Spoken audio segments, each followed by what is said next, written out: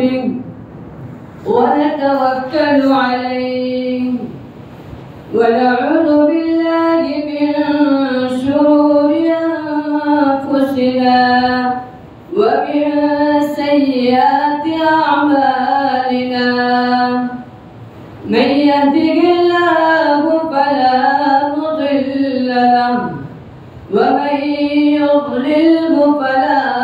هادي له ونشهد أن لا إله إلا الله وحده لا شريك له ونشهد أن سيدنا ومولانا وحبيبنا وسندنا محمدا عبده ورسوله فقد قال الله تبارك وتعالى في كلامه المجيد والفرقان الحميد فأعوذ بالله من الشيطان الرجيم بسم الله الرحمن الرحيم ومن أحسن قولا ممن دعا إلى الله وعمل صالحا وقال إنني من المسلمين وعن أبي هريرة رضي الله تعالى عنه قال رسول الله صلى الله عليه وسلم أتدرون ما أكثر ما يدخل الناس الجنة تقوى الله وحسن الخلق أتدرون ما أكثر ما يدخل الناس النار الأجوفان الفم والفرج صدق الله العظيم. میرے محترم و مکرم سامعین حضرات اور میرے عزیز ساتھیوں، جیسا کہ آپ حضرات کو معلوم ہے ابھی رمضان کا مہینہ چل رہا ہے اور اس رمضان کے مہینے کے اندر سب سے زیادہ ہمیں اللہ سے ڈرنا چاہیے۔ میرے عزیز ساتھیوں، کامیاب زندگی گزار کر اس دنیا سے رخصت ہونے والا یقیناً وہی شخص کہلائے گا جو دنیا میں مست ہو کر آخرت سے غافل نہ ہو،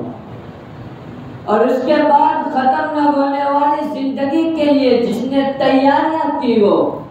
اور ان اوصاف حمیدہ کو اپنایا ہو جو اس کے نامہ اعمال کو حسنات سے مزین کر دے اور برائیوں سے صاف کر دے۔ درجہ بالا روایت میں نبی کریم صلی اللہ علیہ وسلم نے کچھ اس طرح کی قیمتی نصیحتیں فرمائی ہے جن کے اوپر عمل پیرا ہونے والوں کے لیے جنت کے دروازے کھول دیے جائیں گے اور جہنم سے آزادی کا پروانہ اس کو دے دیا جائے۔ نبی کریم صلی اللہ علیہ وسلم نے اس روایت کے اندر 4 باتوں کا تذکرہ فرمایا، جن میں سے 2 باتوں کا تعلق آخرت سے ہے اور 2 کا تعلق گناہ اور معاصی سے۔ ایک روز نبی کریم صلی اللہ علیہ وسلم صحابہ کرام کے مجمع میں بیٹھے ہوئے تھے اور آپ صلی اللہ علیہ وسلم نے ارشاد فرمایا اتدرون ما اکثر ما يدخل الناس الجنہ، کہ کیا تم ان اوصاف حمیدہ کو جانتے ہو جن کی وجہ سے اکثر لوگ جنت میں داخل ہو؟ تو تمام صحابہ نے اپنی عادت کے مطابق اپنی لا علمی کا اظہار کیا اور کہا اللہ و رسولہ اعلم، کہ اللہ اور اس کے رسول سب سے زیادہ جاننے والے۔ صحابہ کرام کی ایک عادت تھی کہ آپ صلی اللہ علیہ وسلم جب بھی ان سے کوئی بات پوچھتے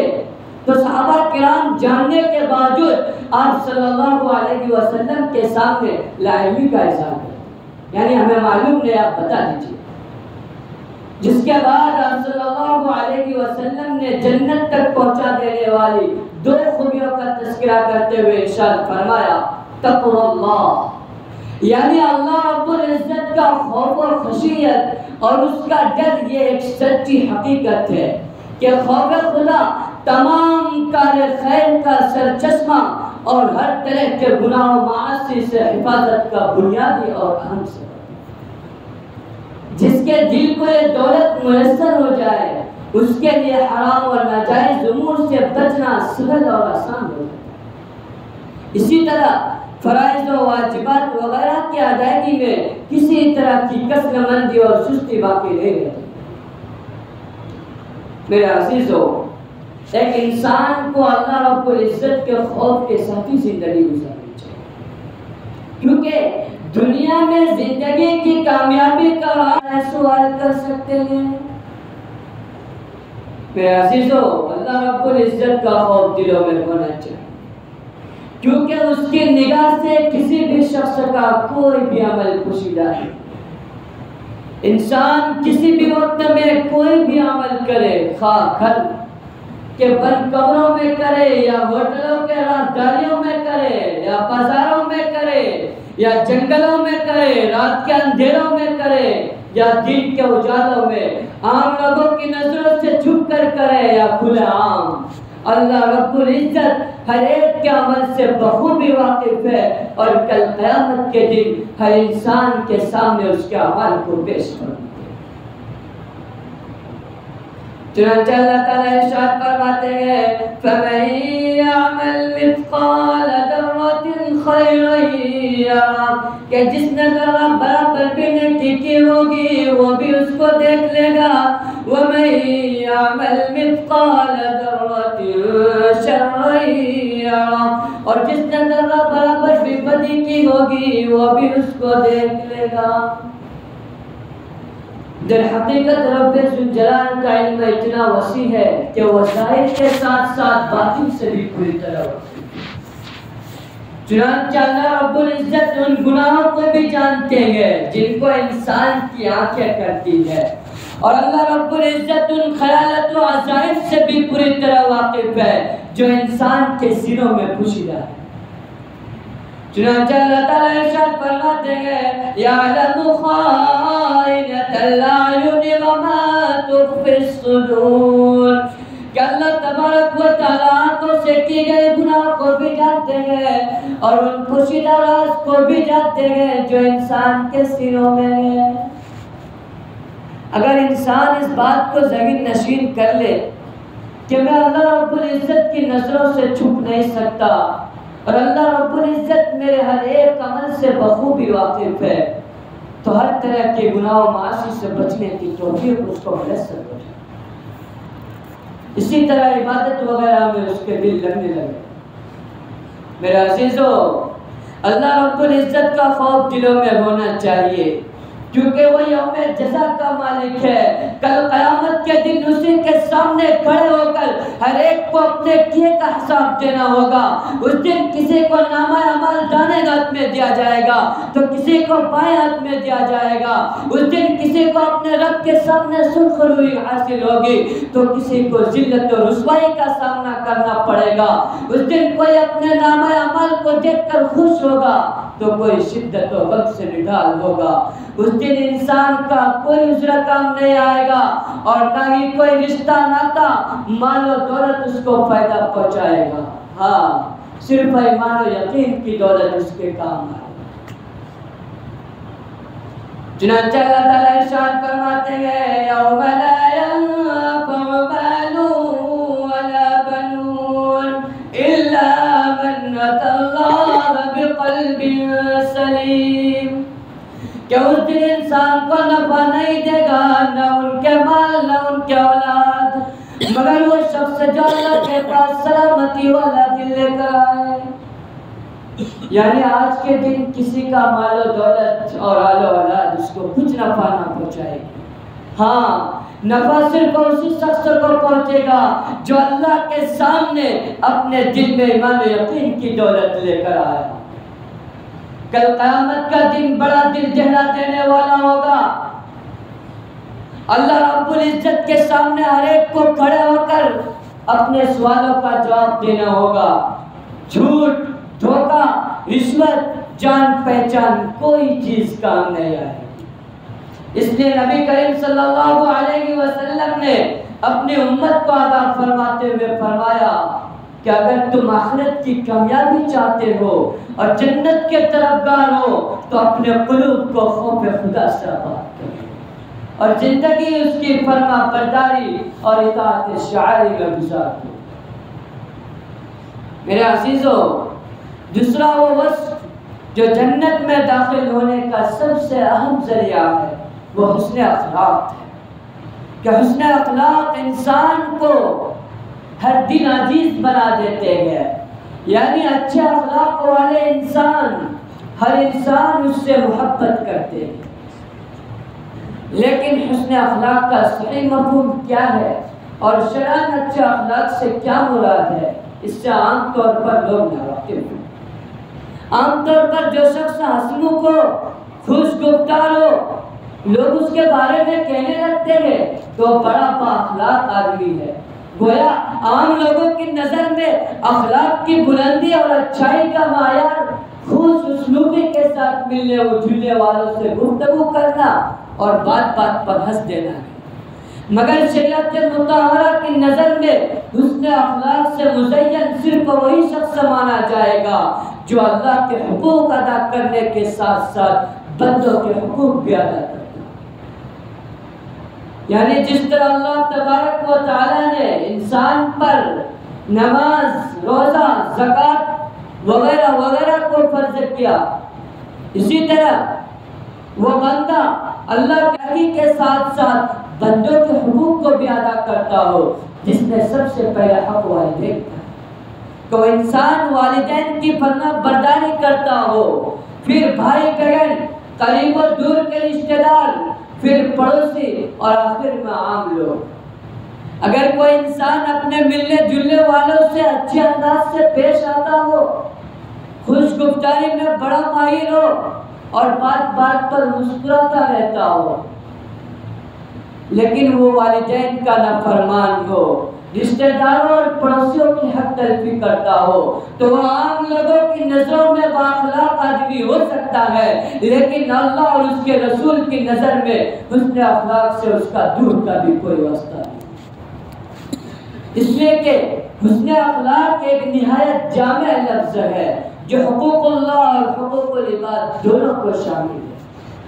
اس لیے نبی کریم صلی اللہ علیہ وسلم نے حسن اخلاق کی اہمیت کو اجاگر کرتے ہوئے ارشاد فرمایا، ان من خیارکم احسنکم اخلاقا، کہ تم میں سے سب سے بہترین شخص ہو گئے جس کا اخلاق سب سے اچھے ہو۔ اللہ تبارک و تعالیٰ سب کو خوف خدا اور حسن اخلاق جیسے اوصاف سے مالا مال۔ اس کے بعد عام طور پر جہنم رسید کرنے والی دو باتوں کا تذکرہ کرتے ہوئے ارشاد فرمایا، الفم، یعنی زبان کا غلط استعمال کرنا۔ حقیقت یہ ہے کہ زبان اللہ رب العزت کی وہ نعمت عظیمہ ہے جس کا سب سے زیادہ بیجا استعمال ہوتا ہے، اور انسان بلا تکلف جس طرح چاہتا ہے اس کو ہلا دیتا ہے، اور یہ بھول جاتا ہے کہ اس کی زبان سے نکلے ہوئے ہر لفظ کو اس کے نامہ عمل میں درج کیا جا رہا ہے۔ کبھی وہ جھوٹ بولتا ہے، کبھی دھوکہ دیتا ہے، کبھی غیبت کا گناہ کرتا ہے، اور کبھی گالی گلوچ پر آمادہ ہو جاتا ہے۔ صبح سے شام تک زبان سے کیے گئے انگنت گناہ اس کے نامہ اعمال میں درج کیے جا رہے ہیں، لیکن انسان کو اس کا احساس نہیں۔ اگر وہ اپنی زبان سے خیر کی باتیں نکالے، مثلا کلام اللہ کی تلاوت کرے، اچھی باتیں زبان سے نکالے، اللہ کا ذکر کرے، لوگوں کی خیر کی باتیں بتائے، جھگڑے کرنے والوں کے درمیان صلح کرائے، تو یہی زبان کل قیامت کے دن اس کے لیے ذریعہ نجات بن جائے۔ اور اگر خدا نہ خواستہ وہ اپنی زبان کو خیر اور نیکی کا کاموں میں بہت زیادہ استعمال نہیں کر پا رہے گے تو پھر خاموش رہے اور الٹی سیدھی بکواس کرنے کے بجائے اور لایانی باتیں کرنے کے بجائے چپ چاپ رہے، تاکہ اگر نامہ اعمال میں خیر نہ لکھی جائے تو کم سے کم شر اور گناہوں کا اضافہ ہو۔ جیسا کہ ارشاد نبی ہے، من کان یؤمن باللہ والیوم الاخر فلیقل خیرا او لیصمت، کہ جو شخص اللہ اور آخرت کے دن پر ایمان رکھتا ہے تو اسے چاہیے کہ وہ اپنی زبان سے بھلی باتیں نکالے، اپنی زبان سے خیر کی باتیں نکالے، اپنی زبان سے کوئی ایسی بات نہ نکالے جس سے کسی کے دل ٹوٹ جائے۔ آج کے دور میں چرب زبانی، بے جھجک بولنا اور الٹی سیدھی گفتگو کر لینا یہ کمال تصور کیا جانے لگا ہے۔ حالانکہ انسان جتنا زیادہ زبان سے بولے گا اتنی ہی زیادہ غلطیاں سرزد ہوگی۔ کم بولنے والے اور بوقت ضرورت مناسب گفتگو کرنے والے کو اگرچہ دنیا والے بدھو اور بیوقوف تصور کرتے ہیں، لیکن وہ شریعت مطہرہ کی نظر میں قابل قدر انسان ہے۔ گویا یہی زبان انسانوں کے لیے نیکیوں اور حصول کا ذریعہ بھی بن سکتی ہے اور بربادی کا پیش خیمہ بھی، لیکن چونکہ اکثر اس کا استعمال بے احتیاطی کے ساتھ ہوتا ہے، اس لیے نبی کریم صلی اللہ علیہ وسلم نے اس روایت کے اندر اس کی بے اعتدالیوں سے بچنے کی تلقین کرتے ہوئے ارشاد فرمایا کہ زبان کی تباہ کاریاں زیادہ تر جہنم میں پہنچا دیتی ہے، لہذا اس سے بچو اور اپنی آخرت بچو۔ جس کے بعد آپ صلی اللہ علیہ وسلم نے ارشاد فرمایا الفرج یعنی شرمگاہ، یعنی شرمگاہ کا حرام کاری اور ناجائز طریقے سے استعمال کرنا، یعنی اپنے خواہش نفس کو غیر شرعی طریقے سے پورا کرنا۔ اسلام میں دین فطرت ہے جس میں بشری تقاضوں کا مکمل خیال رکھا گیا ہے، اور شہوت اور جنسی خواہش بھی ایک بشری تقاضا ہے جس کو پورا کرنے کے لیے شریعت مطہرہ نے احکامات بیان فرمائے گئے، نیز اصول ضوابط بھی مرتب کیے۔ اللہ تبارک و تعالی ہم سب کو ان کئی سنی باتوں پر عمل کرنے کی توفیق عطا فرمائے اور ہر وقت اللہ سے ڈرنے کی توفیق عطا فرمائے اور اس کے اخلاق جیسی صفت سے مالا مال عطا فرمائے۔